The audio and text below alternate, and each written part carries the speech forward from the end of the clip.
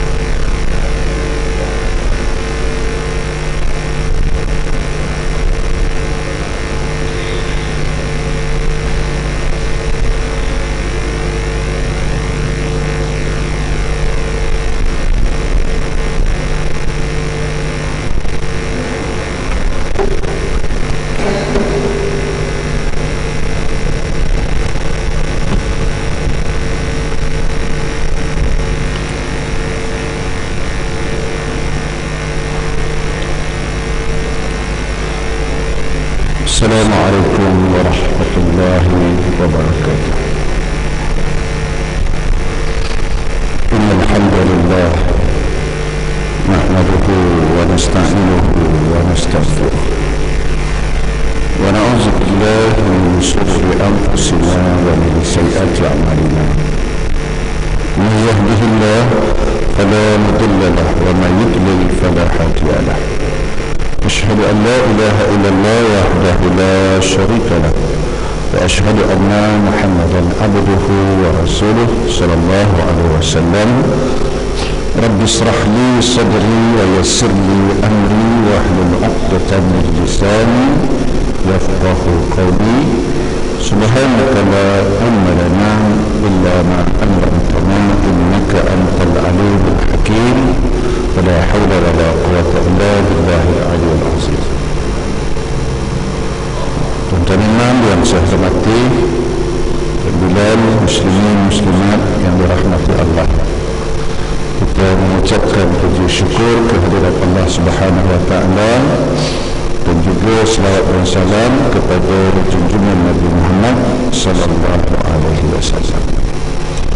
Pada pagi ini kita teruskan pelajaran kita di dalam Tamhidul Hafidhul ini, bab syukur 679. Abu Lais As-Samarkandi meriwayatkan dengan sanadnya daripada Anas bin Malik radhiyallahu anhu berkata, Nabi sallallahu alaihi wasallam bersabda, Inna Allah Ta'ala la yarda 'anil 'abdi ay ya'kula al-akulata wa yashraba ash-sharbata fayahmidahu 'alayha. Maknanya, sesungguhnya Allah suka kepada hamba jika makan atau minum, lalu dia mengucapkan Alhamdulillah dan dimulakan dengan Bismillah.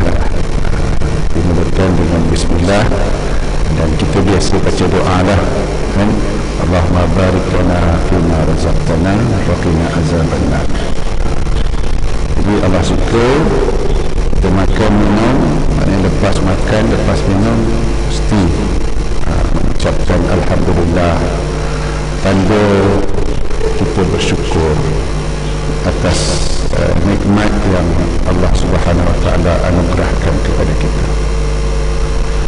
Di samping itu tuan-tuan, tanda syukur yang lain kita kepada Allah ni kan Allah janji dalam Al-Quran, la in syakartum la azidannakum wa la in kafartum inna azabi lasyadid.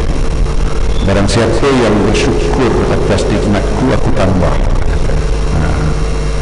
Barang siapa yang syukur, aku tambah. Ini janji Allah juga, janji Allah.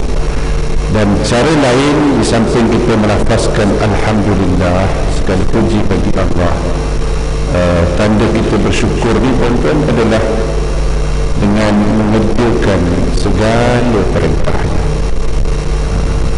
dan meninggalkan segala larangan Allah SWT. Dan bagi mengerjakan perintah-perintah Allah SWT ni tuan-tuan, tujuannya tak ada yang bukan, adalah untuk memberatkan timbangan apabila kita berada di yaumil mizan. Kita nanti kan akan ditimbang. Yang Rasulullah SAW sebutkan tuan-tuan, Aisyah ni satu ketika hadis daripada riwayat daripada Hasan bin Ali tuan-tuan, satu ketika diceritakan Rasulullah SAW berbaring di atas pangkuan isterinya Sayyidatina Aisyah, dan baring di atas pangkuan isteri ini selalu Rasulullah buat tuan, selalu. Saya pernah sebutkan turun daripada Gua Hira ketika menerima wahyu pertama kan dalam keadaan ketakutan. Sampai di rumah Rasulullah kata zammiluni selimatkan aku. Sayyidatina Khadijah ketika itu bukan saja menyelimuti Rasulullah, bahkan di pangkunya suaminya yang dalam keadaan kerisauan, yang dalam keadaan ketakutan kan? Dan dia pun pujuk, bukan saja pangku, dia pujuk tuan-tuan, ya Rasulullah, wahai suamiku, Allah tidak akan membuka kita dan mencelakakan engkau, kerana engkau adalah orang yang suka menghubungkan tali silaturahim, orang yang suka membantu fakir miskin dan sebagainya dan sebagainya. Bisa nak sebutkan peranan isteri ini tuan-tuan, peranan isteri ketika kita dalam keadaan kerisauan, dalam kegundahan. Maknanya dia mesti dia mesti bantu kita, maknanya di pangkunya. Begitu pun kalau boleh macam itulah patutnya dalam keadaan kerisauan, keresahan tu kat rumah balik mesti dapat pangku rumah. Tapi tahu lah tuan-tuan, pokoknya tuan-tuan macam kurang pangku ni. Dan saat akhir Rasulullah pun saat akhir Rasulullah, dan Aisyah kata satu keistimewaan yang Allah berikan kepadaku bahawasanya Rasulullah meninggal di rumahku, kata Aisyah, dan meninggal di atas pangkuanku. Aisyah tu meninggal di atas, Rasulullah meninggal di atas pangku Nabi. Dan tuan-tuan bayangkan dulu masa Rasulullah SAW nak hijrah ke Madinah, dan Rasulullah bersama dengan Abu Bakar berada di Gua Sur, berada di Gua Sur. Sampai di Gua, Abu Bakar pun tutup lubang Gua, yang lubang itu lubang kalau ada binatang yang berbisa dan sebagainya. Selepas itu Rasulullah dan Abu Bakar masuk dalam Gua. Apa yang berlaku? Rasulullah tidur di atas pangku Abu Bakar. Dan Abu Bakar sementara itu sahabatnya dan mertuanya. Sebab Aisyah itu anak Abu Bakar. Tuan-tuan pernah tak bayangkan tuan-tuan tidur atas pangku betul tuan-tuan? Tidur di atas pangku betul, dan itu dilakukan oleh baginda Rasulullah sallallahu alaihi wasallam.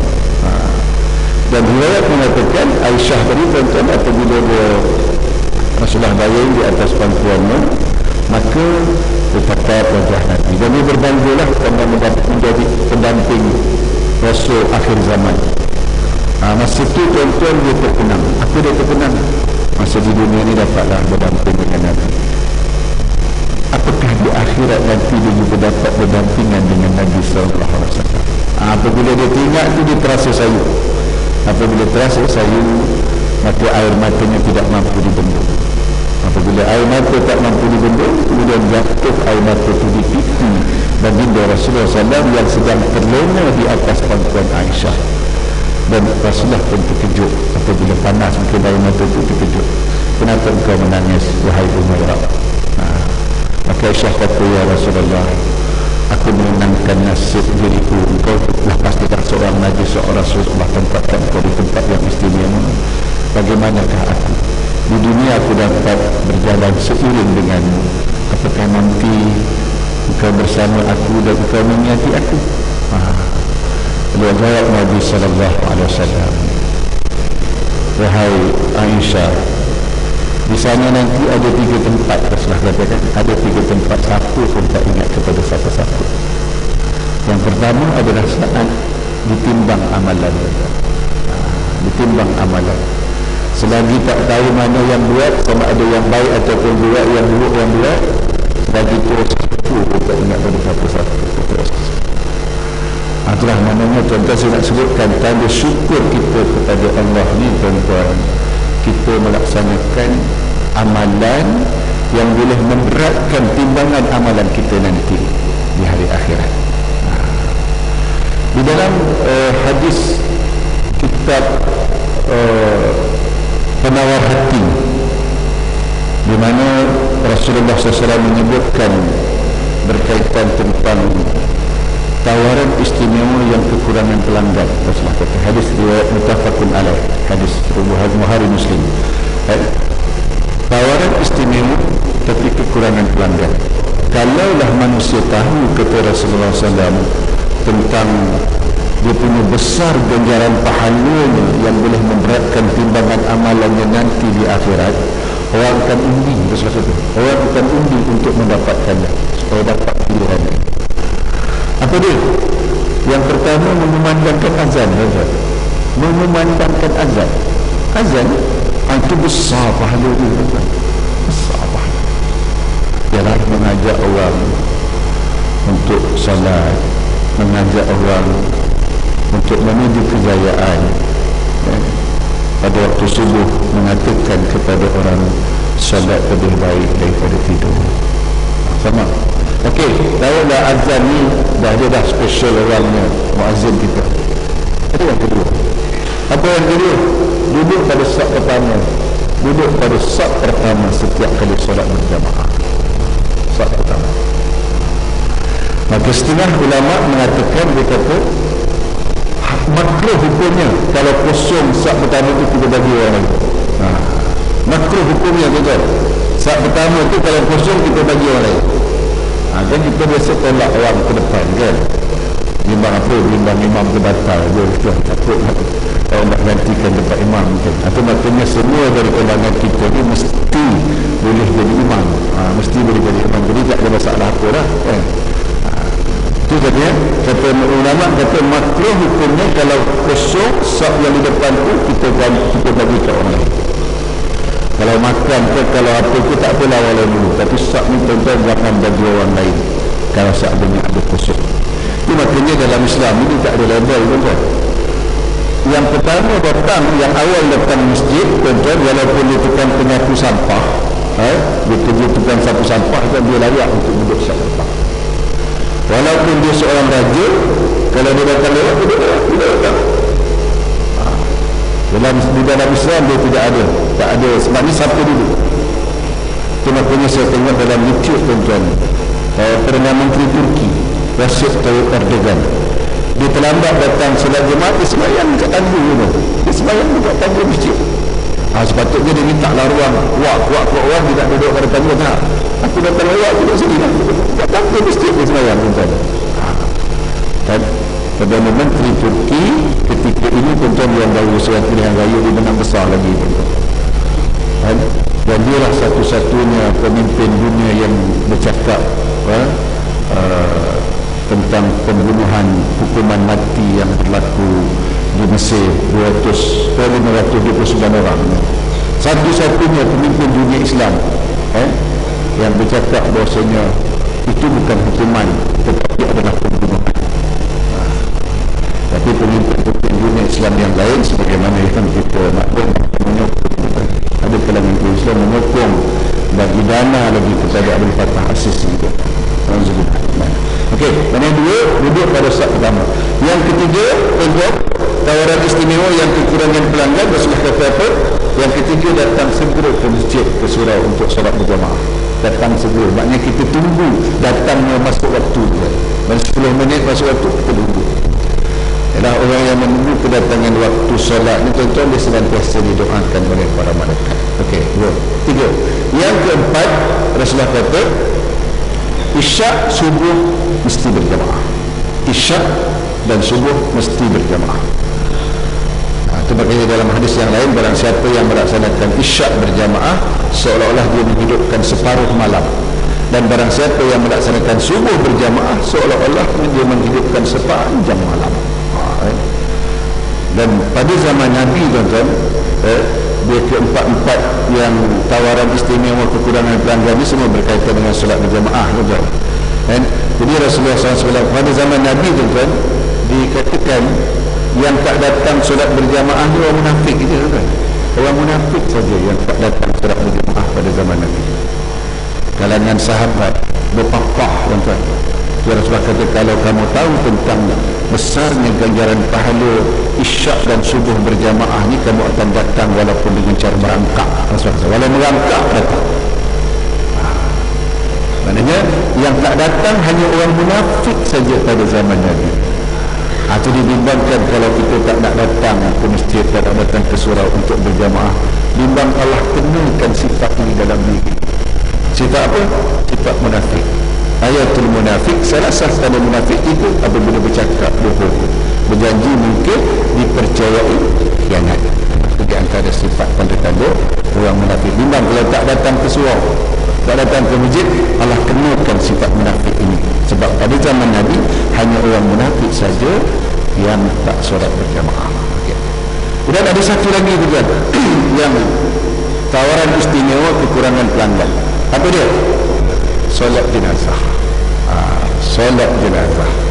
Rasulullah SAW sebutkan di dalam hadisnya, orang yang solat jenazah akan mendapat pahala satu qirat. Dan siapa yang menghantarkan jenazah ke tanah perkuburan, Allah bagi satu qirat lagi. Maknanya 2 qirat. Lantas sahabat bertanya, berapakah berat satu qirat itu ya Rasulullah? Maka Rasulullah kata, berat satu qirat itu menyamai beratnya satu bukit Uhud. Satu bukit Uhud. Kan nanti kita dia timbang ni, benar, nak timbang ni kan kita perlukan beratnya. Satu dia amalan kecil, ganjaran pahala besar. Satu bukit Uhud. Kalau dia kira dia bukit Uhud. Bukit Uhud ni tuan-tuan, dia panjangnya 9 km, lebarnya 3 km. Dan Uhud tu dia berasal daripada kata ahad. Ahad tu maknanya satu-satu. Jadi satu-satu bukit tu dia bergabung menjadi satu. Dia ulama kata begitulah asal kata Uhud. Tuan-tuan bayangkan, kalaulah pula kan kalau tuan-tuan pergi umrah kan, di Masjid Nabawi dan Masjid Haram kan setiap kali lepas fardu ada solat jenazah, betul? Setiap kali lepas fardu ada solat jenazah. Tuan-tuan bayangkan satu waktu, satu fardu di Masjidil Haram, ganjaran padanya 100,000. 100,000. Kalau kat sini satu, kat sana 100,000 itu. Tuan-tuan bayangkan kalau dibandingkan bukit Uhud tadi, sekali solat jenazah di Masjidil Haram 100,000 bukit Uhud, betul? Dia punya berat kan? Kalau sehari 5 kali tu tuan solat jenazah, apa tak 500,000 bukit Uhud? 1,000 dekat Masjidil Haram. Berapa banyak ganjaran. Tapi tuan-tuan betul juga kebanyakan kita orang dari Malaysia ni kadang-kadang tengok aja solat, dia tak ikut sembahyang jenazah, tak ambil peluang tu. Jadi tuan yang dirahmati Allah, itu yang disebutkan tadi, tawaran istimewa yang kekurangan pelanggan. Kemudian yang kedua dan ketiga yang orang itu pada saksi teruskan masih catatan amal. Selagi tak tahu diterima dengan mana, selagi itu dia tak ingat pada saksi. Yang ketiga seperti meniti titian surat. Selagi tak sampai sebulan, dia tak ingat satu-satu. Okey. Jadi tuan-tuan yang dirahmati Allah, jadi tanda kita bersyukur kepada Allah mesti melaksanakan perintah Allah Subhanahu Wa Taala, terutama mesti rebut ruang-ruang yang Rasulullah SAW sebutkan tadi yang mempunyai pahala yang besar. Dan di antaranya 4 perkara yang sebutkan dalam hadis yang diriwayatkan oleh muttafaqun alaih tadi. Okey. Kemudian Abu Lais meriwayatkan dengan sanadnya daripada Asma binti Yazid berkata, saya telah mendengar Rasulullah SAW bersabda. Saya baca terjemahan saja berkata, apabila Allah mengumpulkan makhluk yang pertama hingga yang terakhir, maka datang penyeru berseru dengan suara yang dapat didengar oleh semua makhluk. Kini akan diketahui oleh semua makhluk siapakah yang patut mendapat kehormatan pada hari ini. Bangunlah orang-orang yang biasa meregangkan pinggangnya daripada tempat tidur. Maksudnya merenggangkan pinggangnya daripada tempat tidur ni pada waktu malam. Maknanya orang yang bertahajud. Bangunlah orang yang merenggangkan tempat tidurnya daripada pinggangnya daripada tempat tidurnya. Maka bangunlah mereka dan sedikit. Kemudian seruan kedua, bangunlah orang-orang yang tidak dapat dilalaikan oleh dagangan ataupun jual beli untuk zikir kepada Allah. Bangunlah mereka dan jumlahnya pun hanya sedikit. Kemudian seruan yang ketiga, bangunlah mereka yang selalu syukur memuji Allah dalam senang dan susah. Maka bangkitlah mereka dan mereka pun hanya sedikit. Kemudian diadakan hisab untuk semua orang. Maknanya ada suara penyeru, ada 3 seruan. Yang pertama berkaitan tentang bangun malam, orang yang meninggalkan tempat pinggangnya daripada tempat tidur, sikit tu tak ramai. Yang kedua, orang yang tidak dilalaikan oleh jual belinya untuk zikir kepada Allah, jumlahnya sedikit. Yang ketiga, orang yang bersyukur atas nikmat Allah, jumlahnya pun sedikit. Yang Rasulullah Allah sebutkan dalam Al-Quran banyak, qalilan ma tashkurun, amat sedikit dari kalangan hamba-hambaku yang bersyukur. Umar bin Khattab satu ketika, tuan-tuan, dia mendengar seorang babi berdoa. Dalam doanya itu disebutkan, wahai Allah, masukkanlah aku ke dalam golongan yang sedikit. Umar marah babi itu. Apa doa macam tu? Orang kan berdoa minta masuk dalam kumpulan yang banyak. Kenapa engkau minta doa supaya masuk dalam golongan yang sedikit? Lantas babi itu berkata, bukankah Allah telah berfirman, qalilan ma tashkurun, amat sedikit dari kalangan hamba-Ku yang bersyukur. Maka Umar kata apa?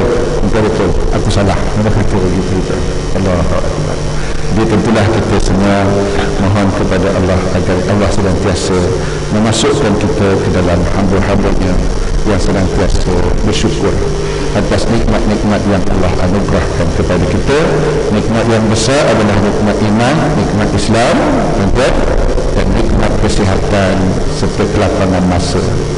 Banyak orang lupa lalaikan dua nikmat, yakni nikmat lapang masa dan nikmat sihat. Jadi mudah-mudahan dengan nikmat kesihatan dan kelapangan masa ini kita dapat gunakan untuk menambah ilmu dan mendekatkan diri kepada Allah SWT. Saya rasa itu saja kan sebagai renungan pada pagi ini. Kita tanggung dengan tasbih kafarah dan surat al-asr. Subhanakallahumma wa bihamdika asyhadu an la ilaha illa anta astaghfiruka wa atubu ilaik. Bismillahirrahmanirrahim. Wal asri innal insana lafi khusr illa alladhina amanu wa 'amilus shalihat wa tawassaw bil haqq wa tawassaw bis sabr. Billahi taufiq wal hidayah. Assalamualaikum warahmatullahi wabarakatuh.